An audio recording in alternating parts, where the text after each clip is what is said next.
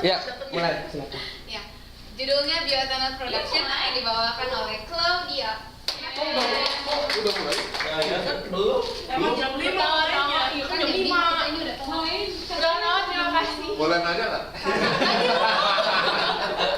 Jangan nanya jam komputer. Udah terima kasih karena sudah diperbolehkan berbicara di sini. Belum boleh. Pakai bahasa Inggris. Mungkin saya nggak bakal. Ini yang kemarin saya semester lalu spring URP ngerjain. Mungkin nggak bakal detail karena katanya nggak usah detail banget juga. Detail juga. Ini labnya. Kalau ada Hanum pasti ditanya. Dia makanya sebelum dia datang. Mas Hanum. Bioethanol ada yang pernah dengar nggak biofuel? Bagi deadline PPT. Intinya, Google aja. Seperti yang seperti yang kita ketahui ya consumption of energy per kapitanya. Oh mas kenapa? Buset, laptopnya masih baru. Ini yang makin tua berarti konsumsinya makin gede. Jadi seperti ini 2009 pasti tahun ini juga nambah terus. Udah gitu,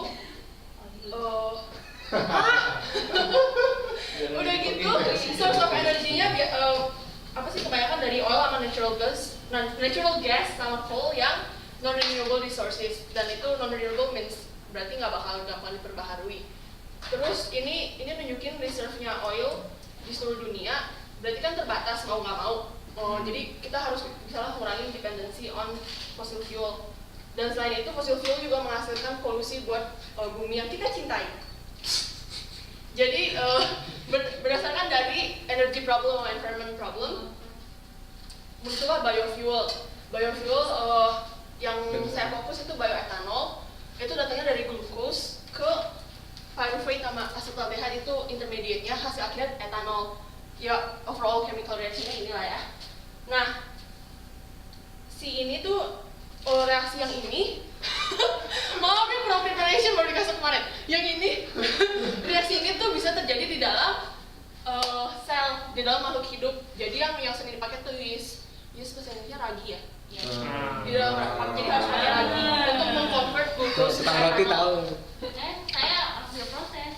Nah, keuntungannya pakai bioethanol kalau dibandingin sama fossil fuel. Ini yang paling atas itu rasio energi yang dihasilkan per energi yang dipakai untuk menghasilkan sumber itu untuk ngolah. Jadi kalau bisa dilihat itu yang paling kiri kan cellulosic ethanol biorefinery itu paling tinggi. Sementara yang 0,8 itu gasoline. Terus yang ini dengan menggunakan si biofuel kita nge-reduce emission-nya dan cost production-nya juga. Untuk pertama kali installation pasti tinggi, tapi overall lebih murah. Dan juga biofuel cut gas cost 0.2 sampai 0.35 per gallon. Pokoknya lebih murah intinya. Kalau biofuel udah pertama installation pasti mahal ke prosesnya, tapi makin lama overall kalau dibagi jangka waktu pakainya pasti lebih murah juga dan lebih ngurangin emission. Terus kita juga jadi nggak depend on non renewable resources semacam fossil fuel. Ini apa sih? Dicampur sama bensin ntar gitu? Itu pada without biofuel sama biofuel. Yang merah sama yang merah itu gasoline doang, nggak pakai biofuel. Kalau yang hijau biofuel. Jadi lebih murah harganya. Oh, kalau bensin berapa per galon? Nggak tahu. Jadi biofuel itu pertamanya belum question and answer session dulu. Biofuel di develop karena dia menyediakan closed loop. Kalau misalnya kita fossil fuel dari karbon, terus kita burn jadi CO2. CO2 yang dihasilkan dari si kendaraan segala macam itu kan nggak bisa di recycle untuk jadi source of energy. Tapi kalau kita pakai biofuel, si fuelnya dipakai buat kendaraan, terus menghasilkan CO2, CO2-nya bisa dipakai buat tanaman yang bisa dipakai untuk sumber biofuel itu. Kalau matahari kan itu kayak sumber energi yang tidak habis-habis. Nah, sources of biofuel, bioethanolnya yang awal-awal namanya first generation of bioethanol, itu mostly soybean sama crops semacam jagung, corn. Jadinya banyak farm yang dipakai untuk nanam tanaman yang bisa dipakai untuk sumber biofuel. Karena kan seperti tadi reaksi yang pertama, etanolnya dihasilkan dari glukos. Jadi tanaman-tanaman pangan yang punya glukos yang gampang diolah lah yang dipakai. Cuman masalahnya kalau kita pakai makanan sebagai sumbernya, berarti kan kasihan yang miskin dan kekurangan makanan. Sementara mereka kurang makanan, kenapa kita malah nanam tanaman pangan untuk source of energy? Jadi dipakailah lignocellulosic biomass, second generation of bioethanol source. Lignocellulosic biomass mostly comes from like organic waste, kayak daun-daun yang udah kering, ranting-ranting, rice straw, padi kalau udah itu ya itu gambar ya itu deh rice straw.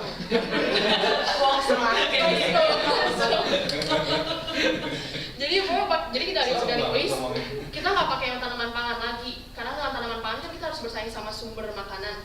Tapi kalau kita pakai waste udah nggak ada yang pakai kan, dan kita bisa menggunakan waste ini untuk sumber energi. Nah, lignocellulosic seperti namanya lignocellulosic ini kalau kita lihat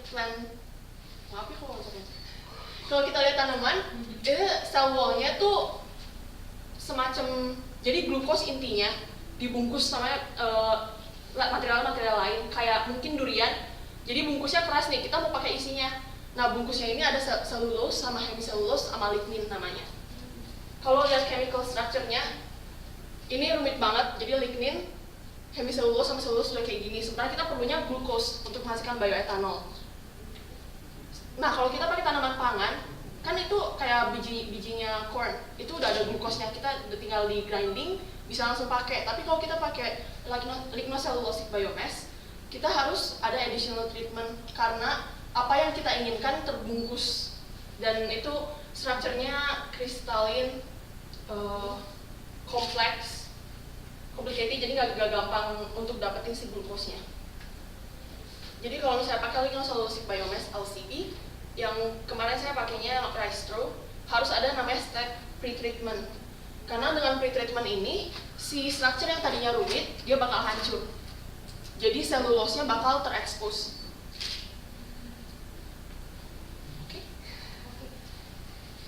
Nah, pretreatment gunanya untuk menghancurkan si kompleks structure-nya, dapat selulose. Terus, enzymatic hydrolysis yang dari selulose dipecah-pecah jadi glukos. Udah dari glukos, kita fermentation-nya pakai yeast yang tadi untuk dapetin dari glukos ke bioetanol. Dan dapatlah kita bioetanol di akhir. Kalau di kayak company bisa dilihat ini, jadi ini dari biomass-nya, terus dipotong-potong kecil-kecil untuk supaya lebih cepat reaksinya, terus dipakai pretreatment, enzymatic hydrolysis, terus di sini difermentasi. Nah, ini tuh masalahnya di pretreatment prosesnya efisiensinya masih kurang, jadi dan pretreatment proses yang sekarang ada tuh pakai strong acid, strong base, dan environmental conditionnya ada susah, kayak misalnya pH-nya harus low banget or tinggi banget, temperaturnya juga harus tinggi, dan pressure-nya juga harus tinggi, karena kan kita dari struktur yang kristalin yang susah itu harus dibuka kan. Nah, ini tuh cost-nya gede banget, jadi kebanyakan bioetanol tuh cost paling gedenya di pretreatment prosesnya kalau pakai lignocellulosic biomass, makanya masih mahal. Dan ini jadi nggak cocok untuk di company, karena kalau kita pakai pH yang benar-benar rendah, berarti kan si kontainernya harus tahan exit yang exit banget kan. Terus jadinya awalnya sih awalnya mau nelitinya pretreatment apa yang bisa lebih efisien. Cuman setelah 1 bulan jalan disuruh ganti. Karena it takes longer time. Jadi sekarang fokusnya, kalau tadi fokusnya pengen ke pretreatment, sekarang fokusnya tuh di sini. Kan tadi strukturnya ada lignin, hemiselulose sama selulose. Yang kita ambil sebenarnya selulose doang kan. Jadi sisa dua ini bakal jadi solid waste. Kayak di sini solid waste. Nah, di sini dia solid waste-nya dibakar untuk menghasilkan energi lagi dari heat-nya. Tapi karena itu biomass, jadi moisture content-nya tinggi. Jadi kalau bakar, heat-nya juga gede juga. Nah, jadi gimana caranya supaya si solid residunya bisa berguna? Kalau lihat gambar ini ada wastewater, birunya biru. Ini biru karena namanya methylene blue. Methylene blue itu strukturnya, dan methylene blue tuh cation dari heterocyclic aromatic structure. Aromatic structure tuh yang ring, benzen ring itu Terus dia itu pewarna sintesis, jadi nggak biodegradable. Kalau dibiarin di alam gitu aja nggak bakal jadi sendiri. Dan itu sering dipakai untuk textile industry. Sama kalau ada plants yang ngambil air dari wastewater ini, dia bisa nge-slow down fotosintesisnya sama plants growth-nya, dan ditemukan udah menyebabkan health problems. Jadi jadi riset saya pakai ini si solid residunya dipakai untuk mengabsorb ini. Enggak. Terus emang mau material method segala macam nggak bisa? Kalau mau ada. Pokoknya terus jadi dipakai waktu itu variabelnya si concentration of methylene blue-nya, temperature-nya, sama pH-nya. Dan ditemukan pH ditemukan. Kalau terlalu teknikal, Sedang. itulah.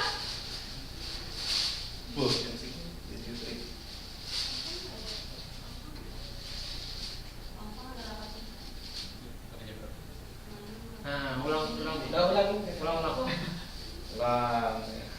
Terus Harus dapat pamer dengan bentuk.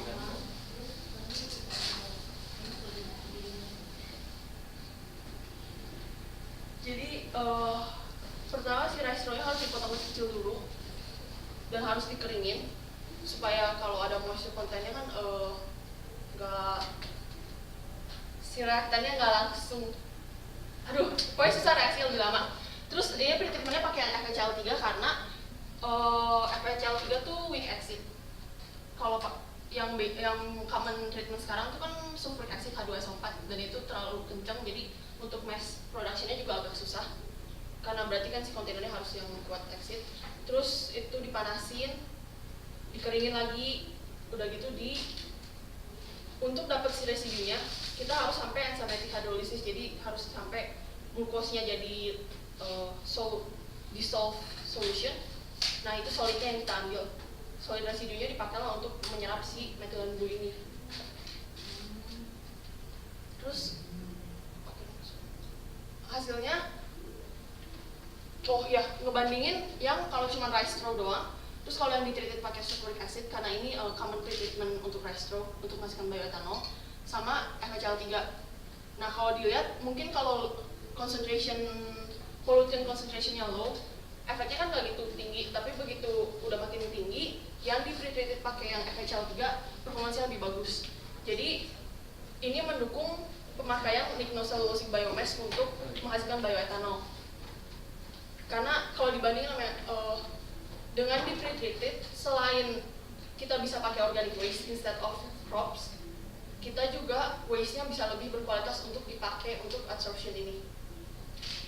Terus pH-nya juga kalau di deket-deket pH neutral gitu, performanya udah cukup bagus jadinya. Jadinya pH-nya nggak usah dikontrol. Dan juga kalau temperaturnya emang ada efeknya, makin panas makin cepat kan, kayak rate of reaction-nya juga makin cepat kalau temperature-nya makin tinggi. Cuman efeknya nggak gitu gede, jadi kita nggak perlu ngontrol si temperaturnya.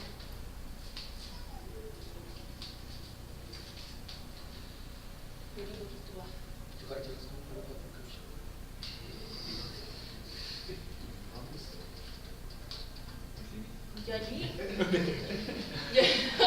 Jadi si rice straw ini selain bisa jadi sumber bioethanol yang baru, dia juga bisa dipakai buat absorbency waste-nya. Yang berarti selain dia nyediain closed loop buat carbon cycle-nya untuk energy production, waste-nya sendiri bisa closed loop karena dia men-treat waste. Terus dari perhitungan segala macam, absorption-nya happens spontaneously. Jadi si waste-nya prefer untuk mengabsorb si absorbate-nya.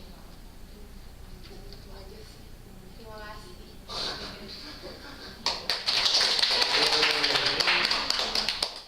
Saya jawabnya 20 menit.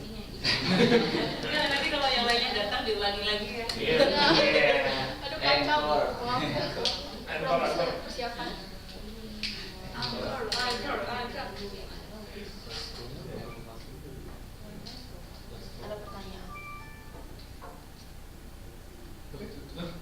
Kan kita ada. Ada pertanyaan?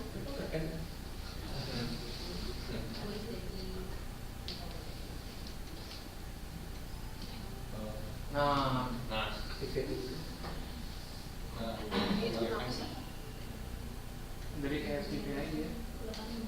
Ke situ tuh ke options. Apa sih? Bukan, sorry.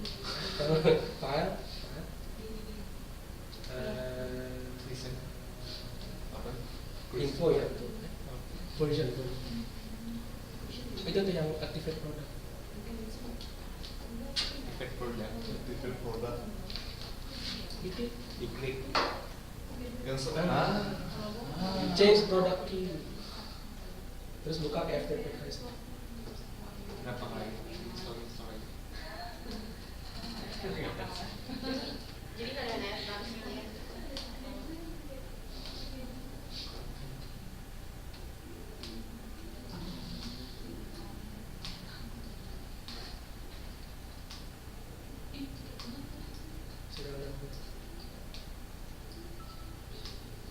Itu copy paste si bawah. Terus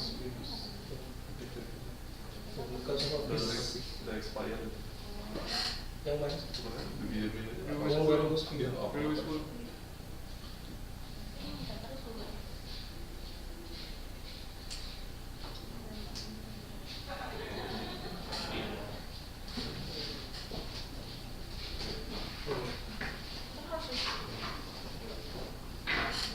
Tapi malah tuh misalnya dari KFC kok berarti harus sesuatu. Tiap kali harus. Udah enggak itu masalah. Di kamar gue nanya lagi. Jadi si yang dipakai buat interaksi methylene dulu adalah sisa-sisa pretreatment. Betul nggak? Sisa enzymatic hydrolysisnya karena sebenarnya tuh mulai dari pretreatment kita dapat selulosnya, Ya. selulose sama ligninnya semuanya mulai. Terus nanti masuk enzymatic hydrolysis, selulosnya dibuangkan. Tapi si yang lignin sama hemiselulosnya nggak bisa diapa-apain sama si yeastnya. Jadi sisaan dari enzymatic hydrolysis. Jadi ntar glukosnya udah dissolve, glukosnya diambil, nanti si ampasnya yang dipakai.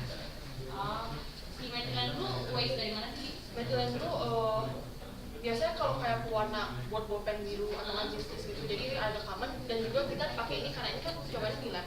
Oh, jadi methylene dulu itu bukan waste dari bukan dari bioethanol production, Bukan tapi dari waste dari tempat lain. Terus karena si ini kan di lab, jadi si methylene blue ini ada bentuk bukunya, kita tinggal dissolve Iya, untuk percobaan di lab. Iya. Kalau pakai wastewater beneran kan harus ngolek dulu dan itu banyak banget isinya, jadi ini masih lab based. Komposisinya juga nggak ini, komposisinya mana?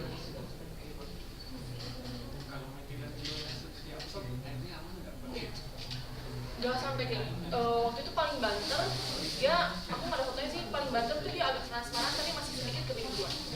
Cuman kita awalnya tuh pekat tapi terus agak transparan, jadi removalnya tuh masih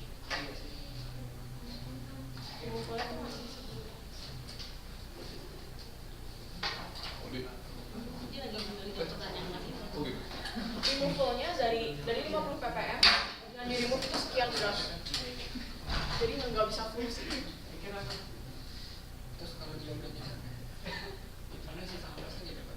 Nah, aku juga kepikiran kayak gitu waktu presentasi Google URP jangan gimana kalau ada profesor yang nanya. Terus curhat, karena kan absorption tuh equilibrium, panahnya bolak-balikan.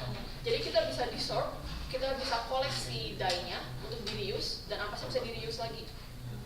Makanya bisa closed loop, karena bisa desorption. Ampasnya desorptionnya pakai itu mahal sih. Kan harus pakai alat. Iya sih. Karena perbandingan nggak mau ambil dari interpro misalnya apa? Enggak. Karena Jadi apakah hasilnya lebih baik dari nggak pakai? Itu masih GO, gadget straw atau straw susu straw strawberry jagung. jangan serius pertanyaannya jenis organic waste bisa dipakai. Klobot. Enggak ya, maksudnya kan ntar ada hubungan antara si straw itu. Oh, ada yang sebenarnya paper lain tuh udah bikin. Ada yang dari daunnya jambu, ada yang dari kulitnya pineapple. Jadi kulitnya di-grinding dulu, terus nge-absorb si methylene blue-nya. Itu udah ada paper sebelumnya yang ngerjain. Nah terus ini kita milih rice straw karena main reasonnya ya, jujurnya sih si labnya sendiri lagi ngembangin cara produksi bioetanol yang efisien, dan itu dia mostly pakai rice straw. Karena kalau di Daejeon rice straw-nya banyak, waste rice straw itu. Sebenarnya pengennya sih kalau bisa ya kayak daun kering atau enggak kayu yang udah tua gitu bisa dipakai juga. Cuman karena rice straw paling abundant di Daejeon-nya, paling gampang diakses. Diakses. Nyerapnya kita pakai 3 jam. 3 jam untuk dapat removal yang segini. Cuman masalahnya ini kan kita baru bisa dapat ampasnya abis enzymatic hydrolysis. Sementara tuh prosesnya lama. Jadi pertama harus dikeringin dulu, abis digunting-gunting harus keringin itu 1 hari di oven. Udah gitu dicampur di inkubator dulu untuk pre-treatment. Inkubatornya 20 menit, tapi abis itu sejam lagi dikeringin lagi ampasnya. Terus ini enzymatic hydrolysis karena dia microorganism kan biological proses biasanya lama. Ini harus minimal 3 hari. Jadi untuk dapat ampasnya aja udah habis kira-kira semingguan. Oh, jadi itu enzimnya? Pakai dia aja. Mikrobanya nggak pakai campuran pupuk Oh, atau? boleh. Yang ini udah dari, jadi pesan ke pabriknya udah dalam bentuk bubuk si enzimnya dong. Enzimnya doang. Oh. Karena kalau Kayaknya ini mahal harus ya. Total proses dari awal kayak gitu. Itu pakai Mahal. panas banget buat 10 derajat Celcius kan? Oh nggak di oven juga. Oven Pre-treatmentnya udah optimum belum sih? Maksudnya kayaknya kalau pre-treatmentnya seperti ini kayak nampak mahal. Nah, emang sebenarnya kalau bioethanol production, apalagi yang dari lignocellulosic biomass yang second generation itu paling mahal di pre-treatmentnya. Karena apalagi sampai sekarang yang ini FHCl3 tuh masih nggak terlalu common. Karena mereka pengennya biasa langsung harsh condition pakai exit yang kuat atau nggak strong base. Jadi kan itu untuk mass production juga agak nggak mungkin karena kayak steel-nya harus yang kuat banget. Jadi emang ini masih di berat di pre-treatmentnya. Makanya bioethanol nggak segitu amannya.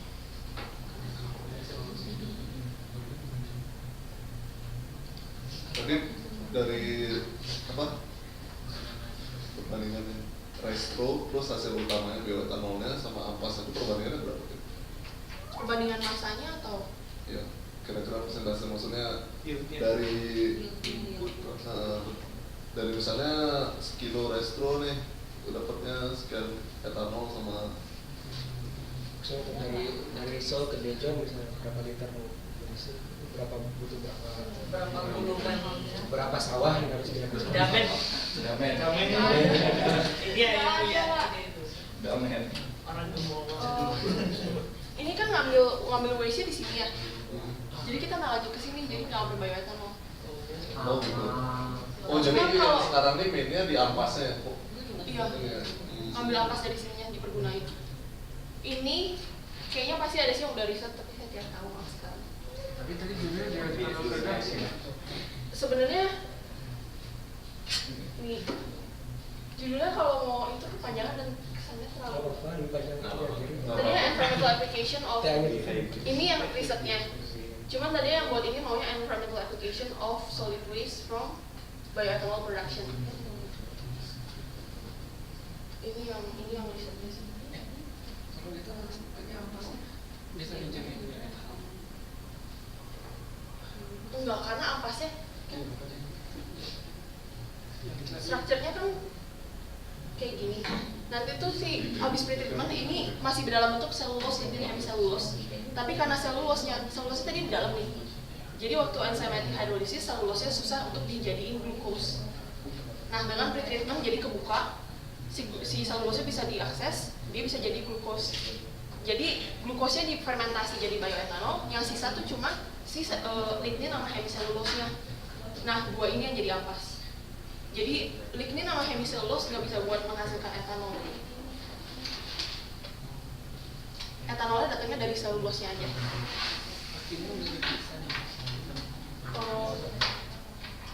Jadi rice straw pertama dia strukturnya kayak gini, jadi ada 3 nih. Terus kita pengennya ngambil selulosnya supaya bisa dirubah Dirubah itu mobilannya. Di pretreatment kita ambil selulosnya, enzymatic hydrolysis, selulose jadi glucose. Baru main production of bioethanolnya di fermentation, terus glukosnya jadi etanol. Jadi pas di sini yang diambil cuma glukosnya doang. Di sini yang bisa jadi glukos cuma si selulose. Jadi sisanya itu linknya nama hemselulose-nya jadi waste. Jadi untuk menghasilkan bioetanol nggak cukup.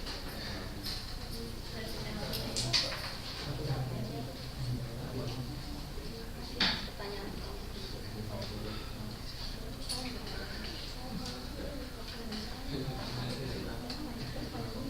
Ada yang mau tanya lagi?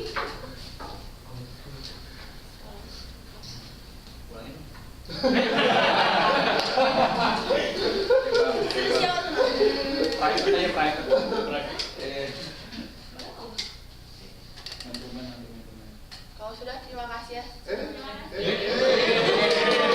Dan terima kasih sudah beri kesempatan, maaf persiapannya minimum. Udah make up. Itu Pakai baksonya yang merah gitu. Oh enggak. jerawat. Tanya lagi, Gap. Terus makasih Odi ya. S2 di sini. Enggak, makasih. Terima kasih sudah diberi kesempatan, maaf kalau ada. Si Rifan juga itu. Iya. Gimana? Rifan apa? Iya. Makan pasti.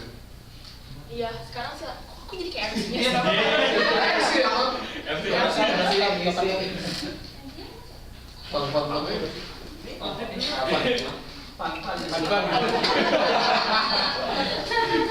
ini? Apa ini? Ini MC-nya udah datang nih. Pan, lanjutin MC-nya. Lanjutin aja MC. Ya, baiklah sekarang saatnya makan. Sholat dulu. Ini acara pertamanya. Udah nih ya. Jadi acara pertamanya kabinet baru ya. Makasih ya Odi. Keren ya berbeda. Di Jepang ya Mas. Oh iya sih. Kakak bisa presentasi gitu ya.